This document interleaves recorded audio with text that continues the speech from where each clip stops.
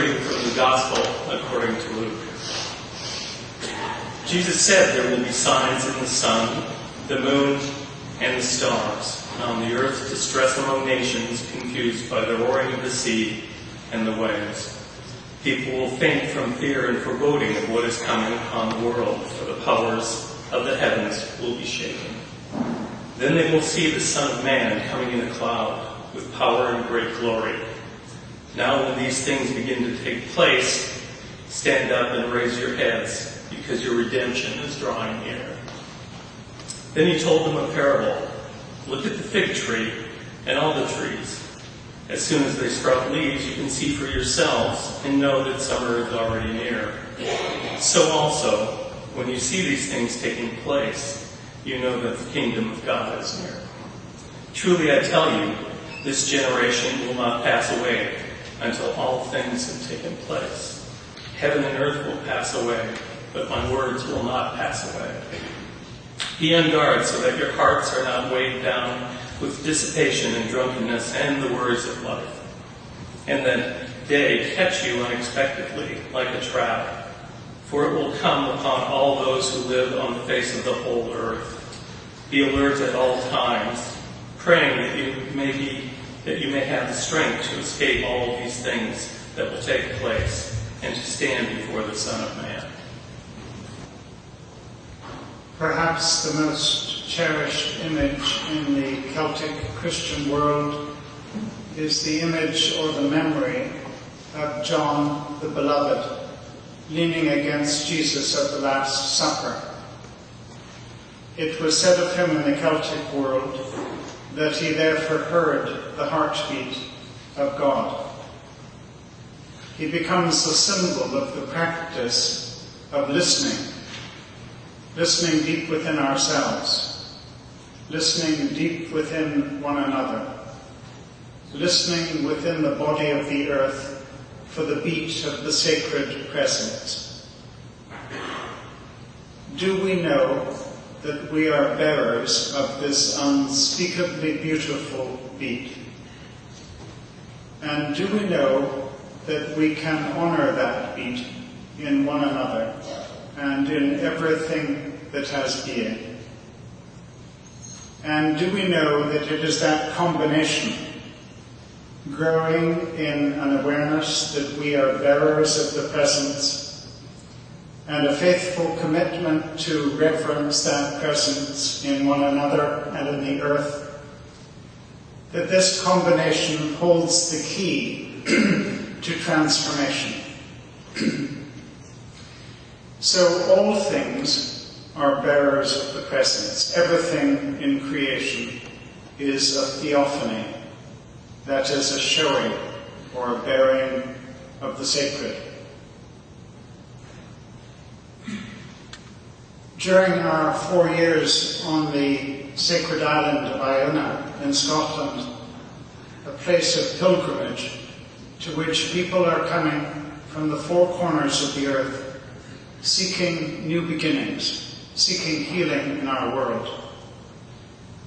During those 4 years, we as a family had a border collie named Joe, which means spark of life in Gaelic.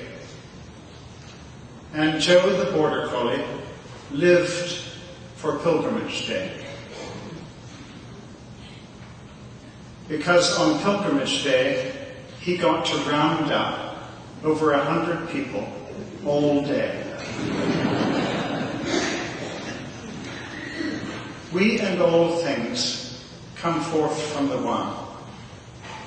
And therefore deep within us, although it may be tragically buried over, deep within us is the holy yearning for oneness.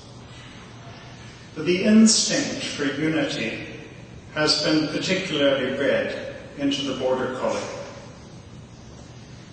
When we would get to the Atlantic side of the island on Pilgrimage Day, Joe would look almost berserk with ecstasy as he rounded us up.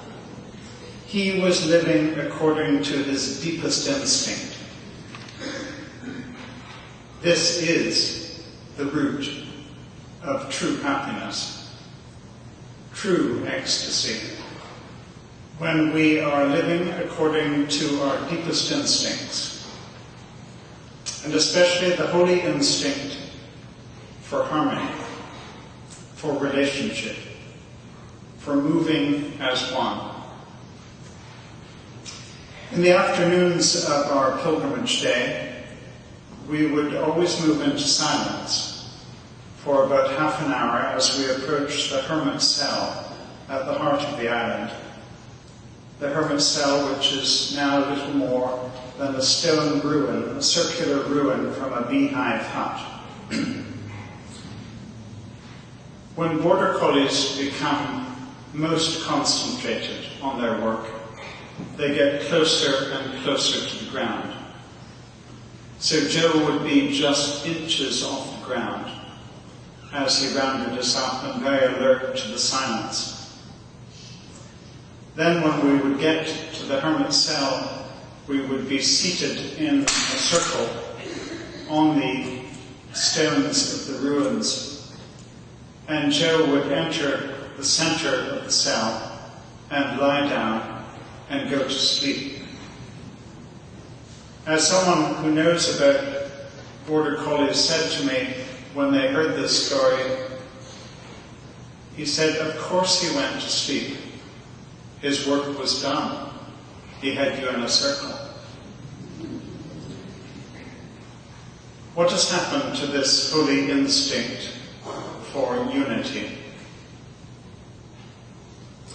We have so often been given the impression that holiness is about separate paths, or moving ourselves into a type of isolation from what is deepest in the mystery of humanity.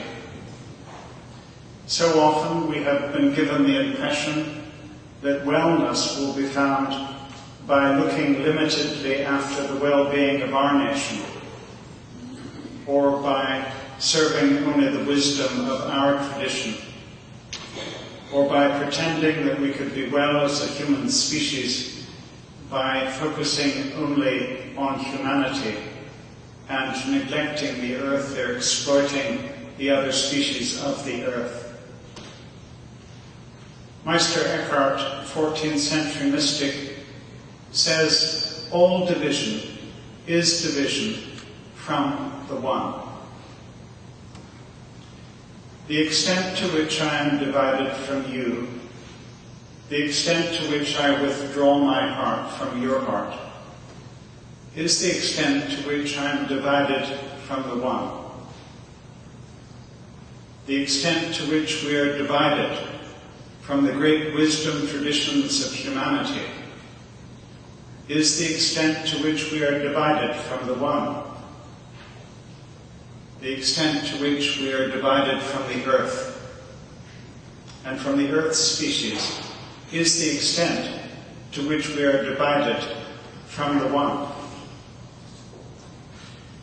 Meister Eckhart also puts it more positively when he says, be one, and you will find God.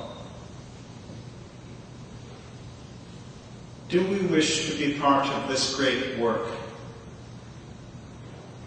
Here in bread and wine, we are nourished. Our holy instinct for unity is here renewed.